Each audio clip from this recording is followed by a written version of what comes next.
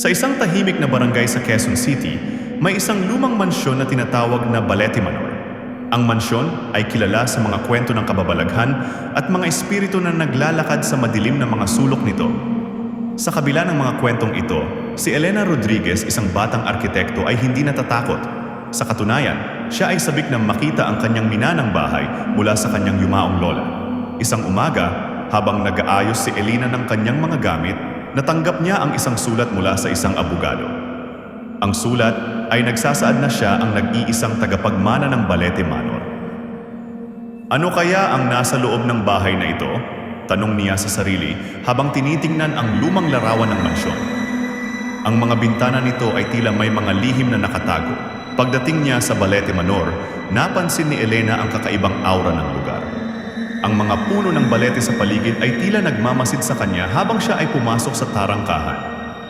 Ang loob ng mansyon ay puno ng alikabok at mga lumang kasangkapan, ngunit mayroong isang bagay na kaakit-akit dito. Habang nag-iikot siya sa bahay, napansin ni Elena ang isang lumang piano sa sulok ng sala. Nang siya ay lumapit dito, narinig niya ang malambing na tunog ng piano na nag-isa. Sino kaya ang tumutugtog? Tanong niya sa sarili. Ngunit nang tingnan niya ang paligid, wala siyang nakita kundi ang mga anino ng lumang bahay. Nang dumating ang gabi, si Elena ay nagdesisyong magpahinga. Ngunit habang siya ay natutulog, nagising siya sa tunog ng mga yapak sa sahig. Nag-alinlangan siya kung ito ba ay kanyang imahinasyon o talagang may ibang tao sa bahay. "Lola?" tawag niya, ngunit walang sumagot.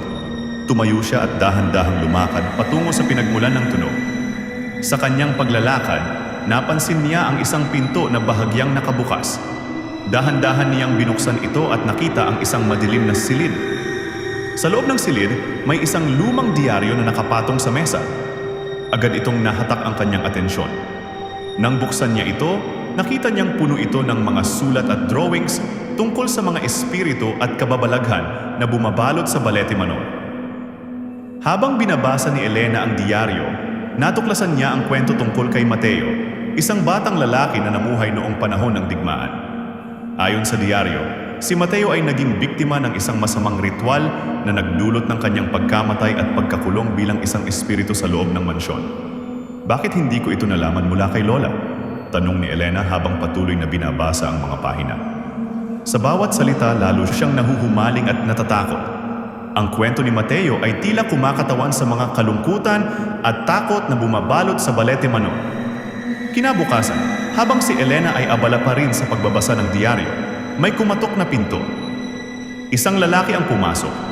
Si Diego Santos, isang kilalang paranormal investigator. "Narinig ko ang tungkol sa iyong pagmamana," sabi niya kay Elena habang nag-aalok ng tulong. "Bakit ka nandito?" tanong ni Elena, medyo naguguluhan. "Nais kong tulungan kang tuklasin ang mga kababalaghan dito," sagot ni Diego. "May mga espiritu dito na kailangan nating maunawaan."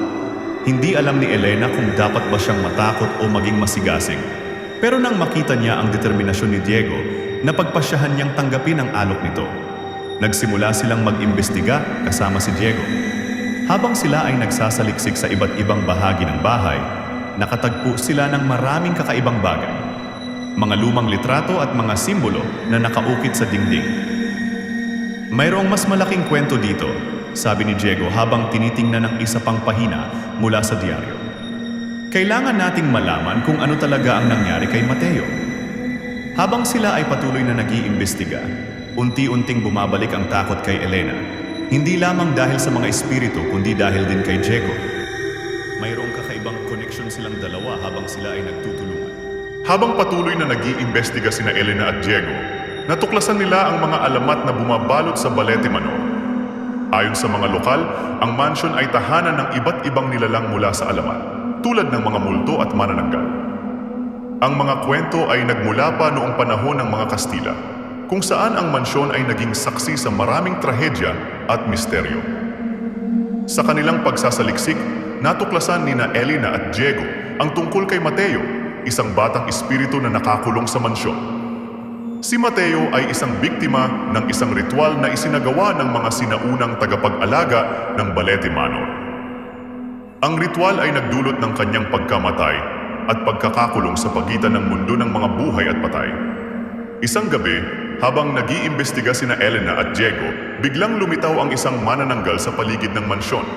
Ang nilalang na ito ay kilala sa kanyang kakayahang maghiwalay ng katawan at lumipad upang maghanap ng biktima. Agad na kumilos sina Elena at Diego upang ipagtanggol ang kanilang sarili gamit ang asin at bawang na kilalang panlaban sa manananggal. Nalaman nina Elena at Diego na ang balete tree sa likod ng mansyon ay may mahalagang papel sa kasaysayan nito. Ang puno ay sinasabing tahanan ng maraming espiritu at nilalang mula sa alamat. Ayon sa mga kwento, ang puno ay nagsisilbing portal sa ibang dimensyon kung saan nakakulong si Mateo. Sa kanilang patuloy na pagsasaliksik, natuklasan ni Elena at Diego na si Lola Carmen, ang lola ni Elena, ay isa palang tagapag-alaga ng mga lihim ng Balete Manor. Siya ay isang babaylan na may kaalaman tungkol sa mga ritual at seremonya upang makipag-ugnayan sa mga espiritu. Sa pamamagitan ng kanyang mga tala, natutunan nila kung paano mapalaya si Mateo mula sa kanyang pagkakakulong. Patuloy ang kwento habang sina Elena at Diego ay lalong nalalapit sa pagtuklas ng buong katotohanan tungkol sa Balete Manor. Habang patuloy na lumalalim ang gabi, sina Elena at Diego ay nagpasya na maghanda para sa isang ritual upang mapalaya si Mateo. Gamit ang mga tala ni Lola Carmen, nagsimula silang mangolekta ng mga sangkap tulad ng asin, bawang at mga halamang gamot na matatagpuan sa paligid ng Balete Manor. Alam nila na magiging mahirap ang kanilang gagawin, ngunit determinado silang tapusin ito. Sa kalagitnaan ng kanilang paghahanda, biglang lumitaw ang iba't ibang nilalang mula sa alamat sa paligid ng mansyon. May mga diwata na naglalakad sa hardin, habang ang mga tikbalang ay nagmamasid mula sa gilid ng kagubatan. Ang mga nilalang na ito ay tila nagtitipon upang saksihan ang nalalapit na ritual. Kabanata 31, ang simula ng ritual. Nagsimula ang ritual sa ilalim ng liwanag ng buwan. Sina Elena at Diego ay naglagay ng mga kandila at insenso sa paligid ng Balete tree. Habang binibigkas nila ang mga sinaunang dasal mula sa diaryo ni Lola Carmen, naramdaman nila ang paggalaw ng hangin at ang pagdating ng mga espiritu. Ang buong paligid ay napuno ng isang kakaibang enerhiya. Kabanata 8, ang paglabas ni Mateo. Habang patuloy ang ritual, unti-unting lumitaw si Mateo mula sa anino ng Balete tree. Siya ay isang batang lalaki na may maputlang mukha at malungkot na mata. Salamat, sabi niya kay Elena at Diego. Matagal ko nang hinihintay ang araw na ito. Ang kanyang boses ay puno ng pasasalamat at pag-asa. Ngunit bago pa man matapos ang ritual, biglang lumitaw ang isang malakas na manananggal mula sa likod ng puno. Sinubukan nitong pigilan sina Elena at Diego, ngunit gamit ang kanilang tapang at kaalaman, nagawa nilang labanan ito gamit ang asin at bawang.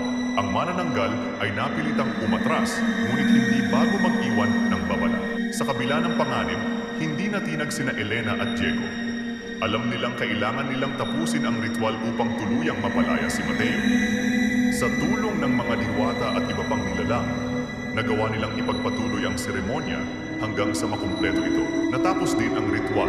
Si Mateo ay unti-unting naglaho mula sa kanilang paningin, ngunit hindi bago magpasalamat kina Elena at Diego.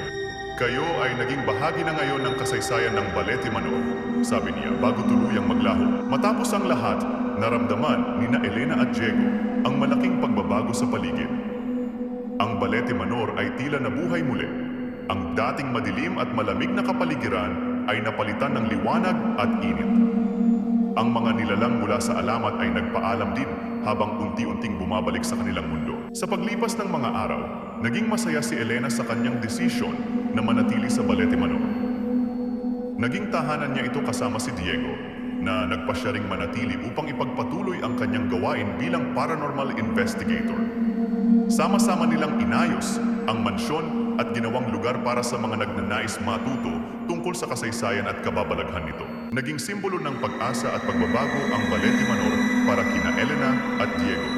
Naging bahagi sila ng kwento nito, isang kwento na puno ng kababalaghan ngunit natapos ng may kapayapaan. At tuwing gabi, habang tinitingnan nila ang balete tree mula sa kanilang bintana, alam nilang kahit papaano ay naging bahagi sila ng isang mas malaking kwento, ang kwento ni Mateo at ng lahat ng nilalang na minsang nanirahan doon. Thank you for watching. Thank you for watching. Thank you for watching.